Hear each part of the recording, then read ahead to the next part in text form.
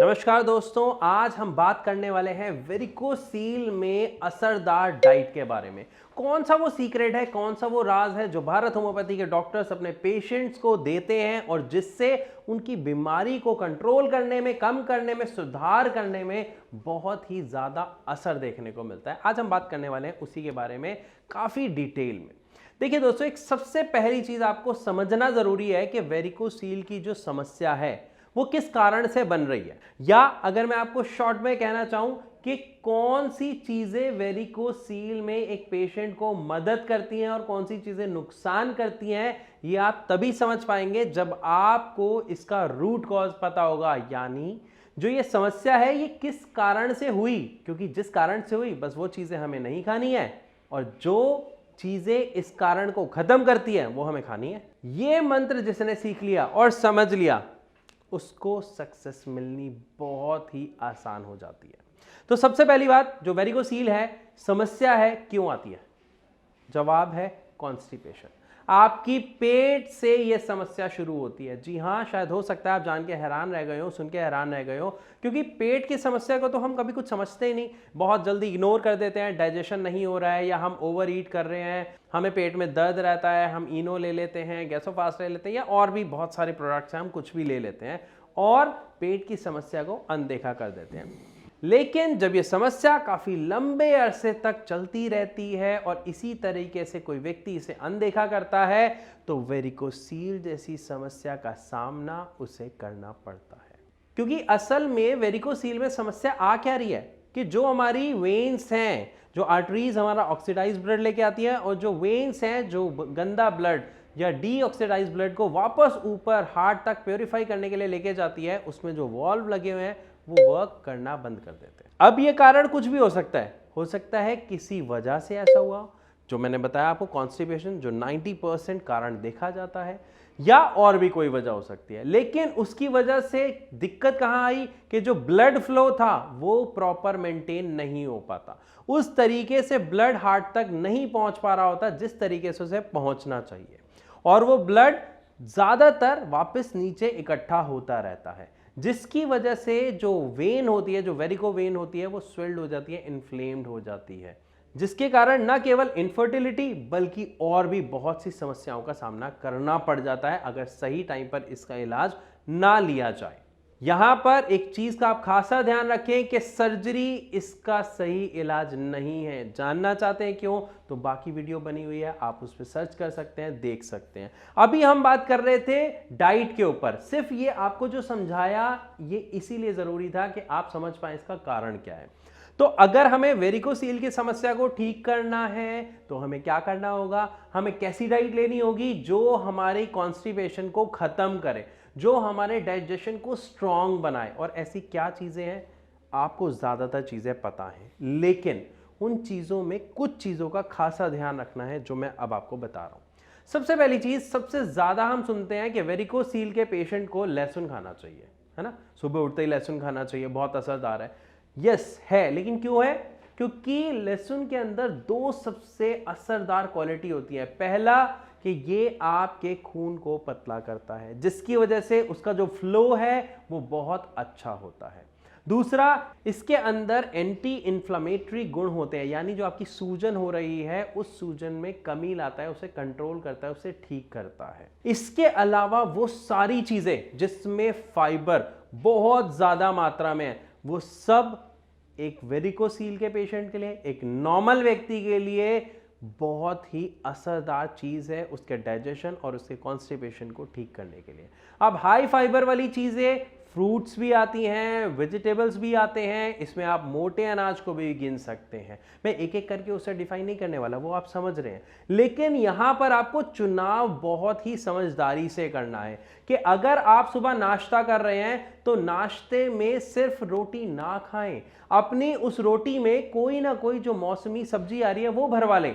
पराठों को बिल्कुल अवॉइड करें, एक्स्ट्रा ऑयल नहीं चाहिए, हमारे डाइजेस्टिव सिस्टम को उसकी जरूरत ही नहीं होती, वो तो सिर्फ जीभ को जरूरत होती है टेस्ट के लिए।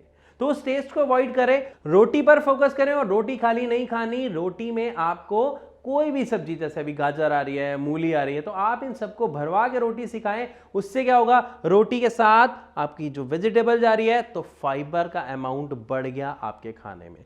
इसी के साथ अगर मान लीजिए आप दलिया प्रेफर करते हैं, खिचड़ी प्रेफर करते हैं मॉर्निंग में बहुत सारे लोग, तो वो दलिया नॉर्मल ना खाएं, वो मल्टी ग्रेन दलिया खाएं। मोटे अनाज सुना है, आप सब जानते हैं, तो मोटे अनाज का दलिया खाएं। ये मार्केट में बना हुआ भी मिल जाता है या फिर आप अपना खुद का पिसवा सकते हैं। मोटे अनाज के दलिए से सबसे बड़ा फायदा क्या होगा, 100% फाइबर का फायदा, डाइजेशन इजी स्मूथ हो जाता है, और जो आपकी कॉन्स्टिपेशन की प्रॉब्लम है वो खत्म सिर्फ 3 से 4 दिनों में होती हुई आपको दिखने लग जाती है, चाहे वो कितनी भी पुरानी हो। क्यों? क्योंकि अब तक जो आप अपनी प्लेट में परोस रहे थे वो सही डाइट नहीं थी, लेकिन अब जो आप सुन रहे हैं, जो आप सीख रहे हैं, जो आप डिसीजन ले रहे हैं, वो एक राइट डिसीजन है जिससे आप अपनी खुद की समस्या पहले ही खत्म कर रहे हैं। और अगर आपके परिवार में ये डाइट सारे लोग लेने लग जाते हैं, न केवल कॉन्स्टिपेशन, डायबिटीज, वेरिकोसील, बल्कि बहुत सी बड़ी बड़ी बीमारियों से बचा जा सकता है अगर डाइट सही है। इसी तरीके से अगर हम बात करते हैं लंच की या डिनर की, जिसमें आप दबा के रोटियां खा रहे हैं, राइस खा रहे हैं, इट्स ओके। मैं ये नहीं कह रहा खाना मत खाइए, खाना खाइए, लेकिन अमाउंट को डिवाइड कर दीजिए। आप 4 रोटी खा रहे हैं, 4 की जगह आप 1.5 या 2 रोटी खाएं, और बाकी 2 या 2.5 रोटी की जगह उतना सैलेड उसमें ऐड कर लीजिए। इससे फायदा क्या होगा, आपकी बॉडी में ज्यादा अमाउंट जा रहा है सैलेड का, वाटर का, विटामिन्स का, मिनरल्स का, तो आपकी बॉडी में एक्चुअली जा क्या रही हैं, ऐसी चीजें जो आपकी बॉडी को फायदा पहुंचा रही हैं। हमारी बॉडी में सबसे ज्यादा और सबसे पहला नुकसान करते हैं कार्बोहाइड्रेट्स। आप खुद सोचिए, चावल खाते हैं हम फूल जाते हैं, हम रोटी खाते हैं हम फूल जाते हैं, क्योंकि उसका एब्जॉर्प्शन बहुत जल्दी होता है, लेकिन उसके नुकसान बहुत ज्यादा हैं। ये मैं नहीं कह रहा, ये आप इतिहास में जाके पढ़ें, जितने भी लोग हैं, जितने भी ऋषि मुनि हुए हैं, उनकी डाइट पर कभी फोकस करके देखेगा कि वो क्या खाते थे। ऐसे ही नहीं कह देते कि वो अन्न त्याग देते थे। हम यहाँ पे अन्न त्यागने की बात नहीं कर रहे, हम यहाँ पे सही अन्न का सही तरीके से प्रयोग करने की बात कर रहे हैं। तो यहाँ पर अभी हमने क्या समझा, high amount of fibre diet लेनी है, okay. Second thing, fruit salad आपको ऐड करना है।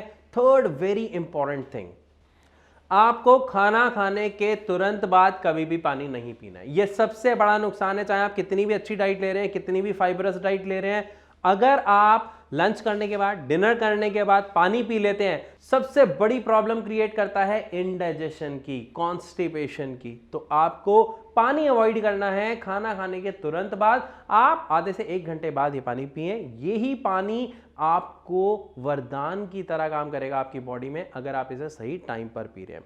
सेकंड सबसे इंपॉर्टेंट चीज, खाना हम खाते हैं, क्यों खाते हैं? एक पेट की जरूरत के लिए और एक जीभ की जरूरत। स्वाद में ऐसा देखा जाता है, बहुत सारे हमारे भारतीय भाई बहन ओवर ईट के आदी हो जाते हैं। मतलब पेट जब तक यहां तक ना भर जाए ना, कहते हैं ना यहां तक भर गया भाई, मैं डकारें आ रही हैं बड़ी बड़ी।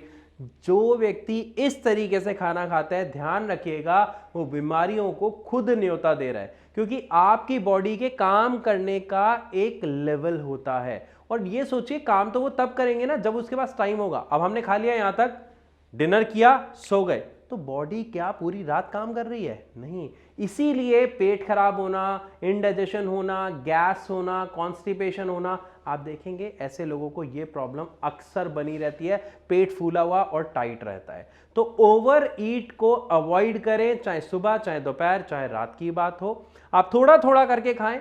इसीलिए बड़े बूढ़े भी एक बात कहते हैं कि अपनी भूख से आधा खाएं, या कम से कम 1 रोटी का गैप जरूर रखें, या 1 रोटी कम खाएं। इसका फायदा आपको पहले ही 3 दिन में देखने को मिल जाएगा। कोशिश करें। शुरुआत में हो सकता है बहुत सारे लोगों को, जिनको आदत होती है, उनको ये फील होने लग जाता है मेरा तो पेट ही नहीं भरा, मैं तो भूखा हूं, मुझे नींद नहीं आ रही, मेरा काम में मन नहीं लग रहा। तो ध्यान रखिएगा, ये शुरुआत के कुछ समय में ही आपको दिक्कत आएगी, लेकिन अगर आपने ये आदत डाल ली तो आप बहुत सारी बीमारियों से बचे रहेंगे। एंड द बेस्ट पार्ट, आप फिट रहेंगे, जो हर व्यक्ति रहना चाहता है।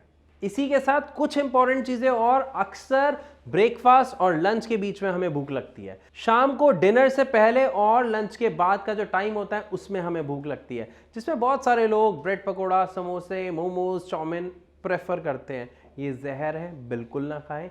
इस बीच के टाइम में आप कोशिश करें पॉपकॉर्न, ओट्स, ऐसी चीजों को प्रेफर करें जो आपको पावर दे रही है, फुल ऑफ फाइबर है और द बेस्ट पार्ट, नुकसान नहीं पहुंचा रही। और अभी के मौसम में सबसे मजेदार बात, इतनी सारी चीजें मार्केट में अवेलेबल होती हैं जो एज अ सैलेड आप खा सकते हो। गाजर है, मूली है, कच्चे मटर, कुछ लोगों को पेट में दर्द हो जाता है तो ज्यादा ना खाएं। इवन गोभी मैंने देखा है कई लोग कच्ची थोड़ी थोड़ी खाते हैं। तो एज अ सैलेड आपके पास बहुत सारी चीजें होती हैं जिसको आप ले सकते हैं। तो कोशिश करें ज्यादा से ज्यादा फाइबर ऐड करें। और स्प्राउट्स तो वरदान है। अगर आप सुबह नाश्ते में स्प्राउट्स लेते हो, चाहे हो सकता है वो मूंग दाल के आप जो अंकुर निकाल के खाते हैं वो खा लीजिए, चने को अगर आप उबाल के खा सकते हैं, उसके अंकुर निकाल के खा सकते हैं वो खा लीजिए। ये वरदान माना जाता है एक आम व्यक्ति के लिए भी, साथ में जिसको वेरिकोसील की समस्या है, कॉन्स्टिपेशन की समस्या है, इवन जिनको शुगर तक की समस्या होती है उनके लिए ये वरदान है। इसमें एनर्जी भरपूर होती है, प्रोटीन फुल होता है, कार्ब्स बहुत कम होते हैं, तो वरदान हो गया ना। सो आई होप इस पूरी वीडियो में आपको बहुत अच्छे से समझ आया है कि एक वेरिकोसील के पेशेंट के लिए, इवन एक नॉर्मल व्यक्ति के लिए जो बेस्ट डाइट होती है वो क्या होती है और हमें क्या लेना चाहिए और अवॉइड क्या करना चाहिए। ये मैंने थोड़ा सा नहीं बताया, मैं ऐड ऑन कर देता हूं। कोशिश करें अगर आप नॉन वेजिटेरियन हैं तो spicy oily non veg avoid करें। अगर फिर भी बहुत ज्यादा क्रेविंग होती है तो थोड़ा बहुत खा सकते हैं, लेकिन अवॉइड करें। हां, अगर आप बॉइल्ड चिकन खाते हैं तो वो कंपैरेटिवली बहुत इफेक्टिव होता है, जो आपको प्रोटीन का अमाउंट ज्यादा देता है बाकी चीजों से। साथ ही अगर आप फिश खाते हैं तो वो भी बेनिफिशियल है, अगर आप बॉइल्ड एग्स खा रहे हैं वो भी बेनिफिशियल है, लेकिन रेड मीट अवॉइड करें, जो ज्यादातर ऐसा देखा जाता है, वैसे इंडिया में नहीं खाया जाता है, बट फिर भी अगर आप खाते हैं तो उसे अवॉइड करें। रीजन समझना बहुत जरूरी है, क्योंकि उसे डाइजेस्ट करना बहुत मुश्किल है। हमारा डाइजेस्टिव सिस्टम रेड मीट को इजीली, बल्कि सच बताऊं तो किसी भी नॉनवेज को डाइजेस्ट करने में उससे बहुत ज्यादा एफर्ट्स लगाने पड़ते हैं। इसीलिए कोशिश करें कि नॉनवेज अवॉइड करें, लेकिन अगर आप खाते हैं तो किस तरीके से खाना है ये मैंने आपको बता दिया है। सो आई होप आपको काफी अच्छे से समझ आया होगा डाइट के सारे सीक्रेट। फिर भी अगर आपका कोई सवाल है या आप वेरिकोसील की समस्या का सामना कर रहे हैं, ट्रीटमेंट ले रहे हैं लेकिन आपको रिजल्ट नहीं मिल रहे, तो आप भारत होम्योपैथी के डॉक्टर्स की टीम से फ्री ऑफ कॉस्ट कंसल्ट कर सकते हैं अभी इसी नंबर पे कॉल करके। और अगर फिर भी कोई ऐसा सवाल है जो आप चाहते हैं कि हम अपनी वीडियो में ऐड करें उसके जवाब को, तो कमेंट सेक्शन में अपने कमेंट को लिखना, अपने उस सवाल को लिखना बिल्कुल ना भूलिए। और ऐसी और इंफॉर्मेशन के लिए चैनल को सब्सक्राइब जरूर कीजिएगा। सो अब आपसे चलने की इजाजत चाहूंगा, मिलूंगा अपनी अगली वीडियो में, तब तक के लिए नमस्कार।